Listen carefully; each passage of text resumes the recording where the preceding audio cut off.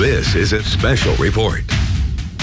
Dr. Buttar, Shiva, and Mikovits are now calling to arrest Dr. Anthony Fauci as the crisis continues to crush President Trump's economy. Now, at the end of this special report, you will be asked to cast your vote on the fate of Dr. Anthony Fauci, like they did in the days of the Roman Colosseum, with a thumbs up or a thumbs down.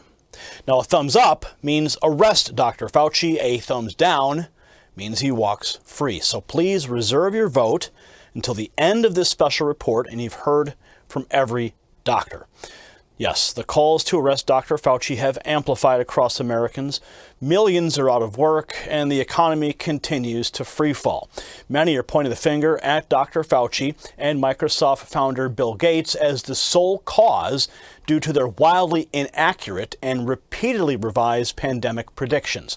Now, I had the unique opportunity over the past month to interview several top doctors in their fields who all have come to one conclusion: that Dr. Fauci should be arrested. Dr. Shiva Ayyadurai, he holds 4 degrees from MIT, a doctor. He's also the inventor of email at the age of 14 and a PhD in biological engineering, who studies the immune system daily. Dr. Rashid Buttar graduated from Washington University with a double major in biology and theology before attending medical school at the University of Osteopathic Medicine and Health Sciences College of Medicine and Surgery. And Dr. Mikovits. She's a cellular and molecular biologist with over 30 years of scientific experience. Dr. Judy Mikovits, she has directed programs on HIV, cancer, epigenetics, and neuroimmune disease with a focus on development of novel drug and diagnostic technologies. All 3 doctors, they may not agree with each other, but there is one thing they can agree on. They all want to see Dr. Fauci behind bars. Now, in this video, I will present their case to the American public, where you will be the judge of the ultimate question: should Dr. Fauci be indicted for the crimes alleged by these doctors? That is what you must make the call on. Thumbs up or thumbs down. Now, on April 16th, Dr. Buttar joined me to discuss the current state of the pandemic, and we covered a variety of topics. Some of those topics were deemed too controversial, and YouTube decided to remove the original interview as it approached 7 million views. On April 29th, 2020, BuzzFeed contacted me for clarification on a video I produced on the 19th that included excerpts from that interview, which, according to a spokesperson from YouTube speaking to BuzzFeed, the BuzzFeed reporter, those excerpts did not violate the social media company's policies. Now, in the opening of the interview, Dr. Buttar discusses how he believes Dr. Fauci got around the 2015 moratorium on CV testing by transferring $3.7 million U.S. taxpayer dollars to the Wuhan lab to continue that very testing. Take a look. I think you're talking about is the moratorium that was placed, and then $3.7 million from the National Institute of Health was transferred to China so they could continue this research, even though the moratorium. So they basically outsourced this research to China. Is this the same topic we're talking about here? This news is just breaking? Yes, this is exactly right. So it goes back to 2014. The U.S. government decided, based upon certain virologists at that time, saying that, look, there's no justification for this kind of research. There's a potential for it to cause harm, cause a pandemic. So there's no justification for us to do this type of research. So the government passed a moratorium in 2014. Fauci approved budgets to be monies to be sectioned for this type of research. So basically, and I'm getting really, every time I think about this, it gets me really flustered because I'm so angry that he basically broke the law. He more than broke the law. He created this entire cascade that we're seeing with the world shutdown was created by this initial aspect back in 2015. He broke the law. He went against government moratoriums. He took taxpayer money and he funded research that has now led to the COVID-19. In 2017, he was documented at Georgetown University saying that there will be a pandemic that this presidency will face, that this term will face. How did he know that in 2017 that something was going to happen in 2018, 19, or 2020? You can't predict the market from 3 days from today, what's going to happen. How did he know that there was going to be a pandemic? He stated the president of this president will face a pandemic. The exact quotes, I don't want to say the exact words. You guys have the video footage. My point is that there is no question that there will be a challenge to the coming administration in the arena of infectious diseases, both chronic infectious diseases in the sense of already ongoing disease, and we have certainly a large burden of that. But also there will be a surprise outbreak. There will be a surprise outbreak. There will be a surprise outbreak. When somebody starts making these type of statements, and then they were involved with the breaking of the law to fund the research that American taxpayers paid for, that then goes to Wuhan and now trying to create this diversion and say that it was China. Now, shortly after my interview with Dr. Buttar, it went viral. President Trump's personal attorney and the former mayor of New York City, Rudy Giuliani, appeared on a New York morning radio show and called for an investigation of that very grant. Take a look. There's some very strange things that have to be looked at very carefully. You're absolutely right.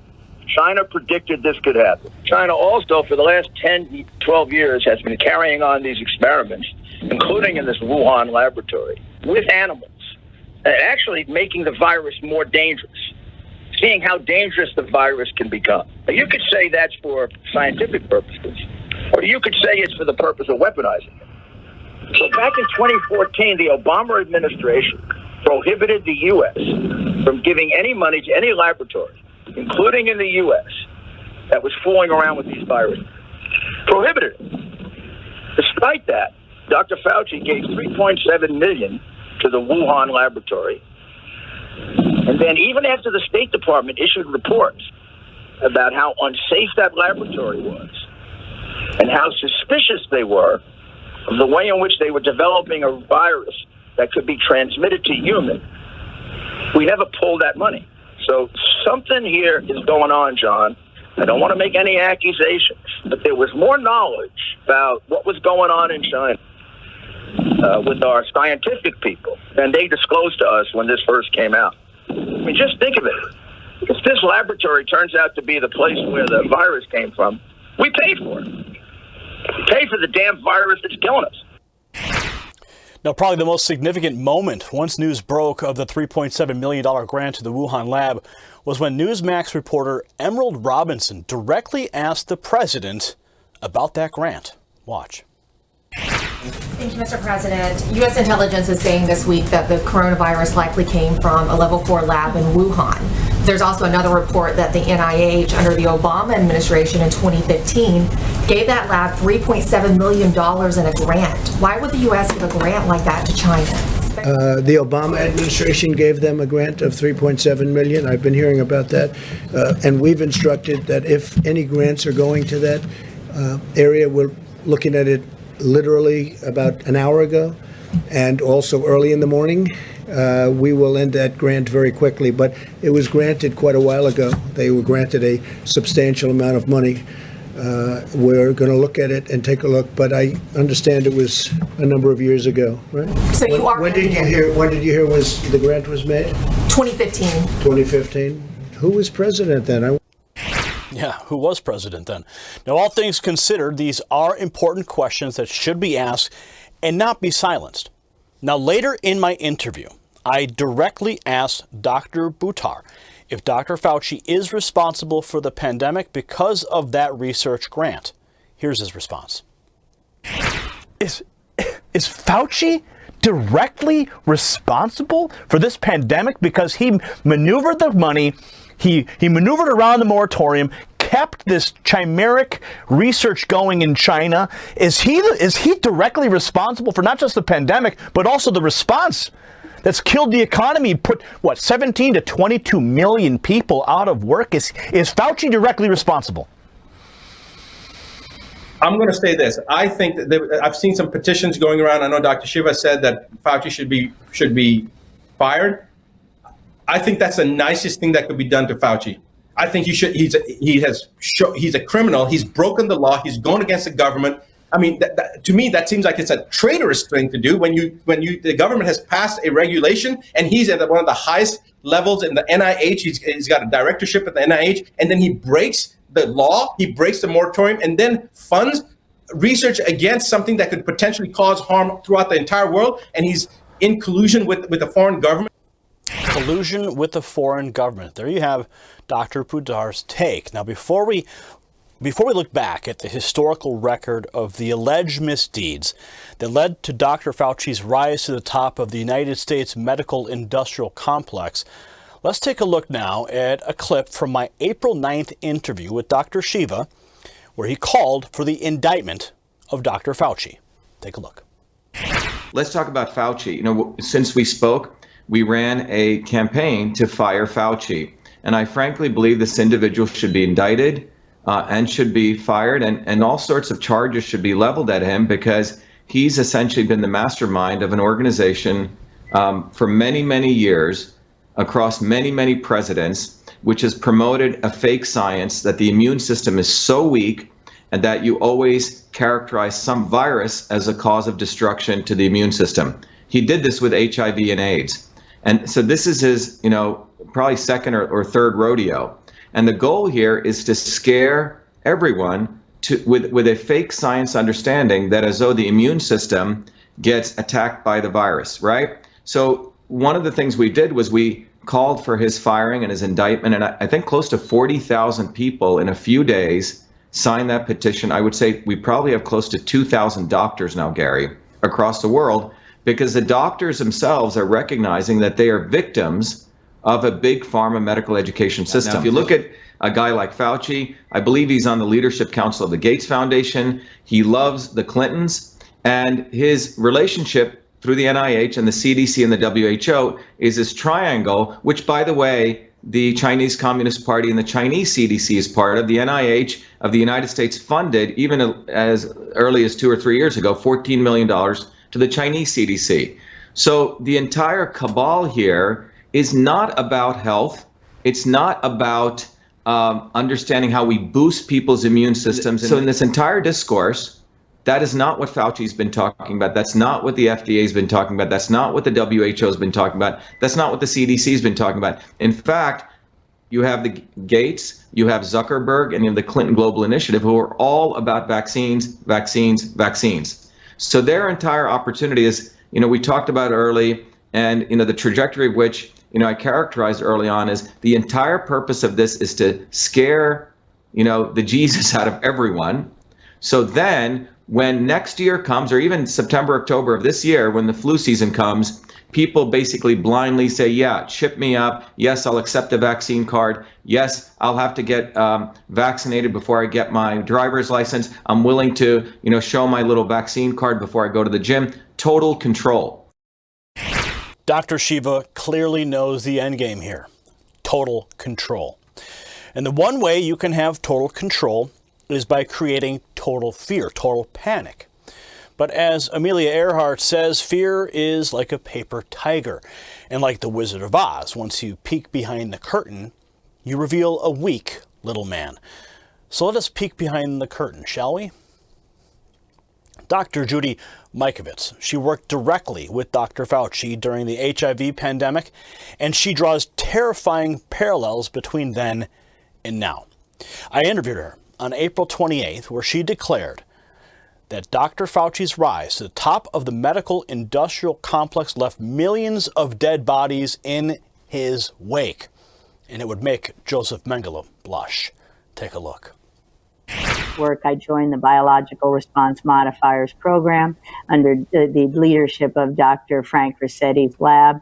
We confirmed the isolation of HIV from saliva and blood that Dr. Luc Montagnier, Nobel laureate Luc Montagnier, had done earlier that year. Our paper was in press. At the time was confidential in press. Dr. Fauci called the laboratory. I'm 25-year-old lab technician. He called the laboratory. I answered the phone, explained that Dr. Rossetti was out of town and would address his concerns when he got back. Dr. Fauci demanded a copy of the paper, which was confidential. That's unethical. I refused to give it to him. He threatened to fire me for insubordination. I didn't budge. He bullied Dr. Rossetti when he came back to town to give him the paper, which his crony Dr. Gallo then copied.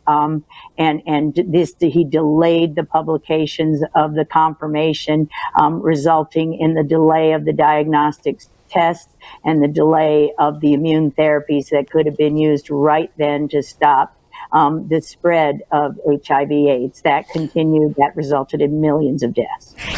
So you heard her. She believes Dr. Fauci is responsible for millions of deaths. Now, at the end of the interview, I asked her directly, should Dr. Fauci be indicted? Watch. Should Dr. Fauci be indicted? Absolutely. Absolutely, she said. Now, you've heard from each of these doctors. Now, what say you? Should he be indicted?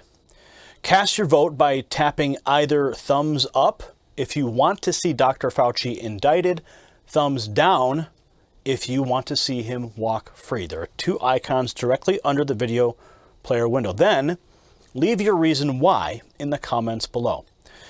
Then simply pass this video along to someone who you think should also cast their vote. Remember, we the people possess the power, so use it.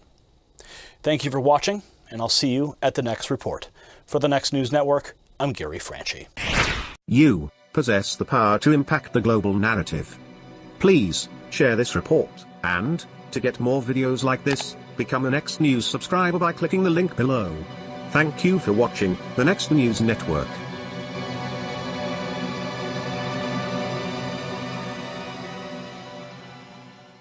Thanks for watching the Next News Network. Tap here to subscribe to the channel to get the latest news and alerts. Tap here to watch our latest breaking news and our top stories. Tap here for our latest featured interviews. And make sure you tap here to get in on the new podcast, the G-Cast, with my wife Angie and I.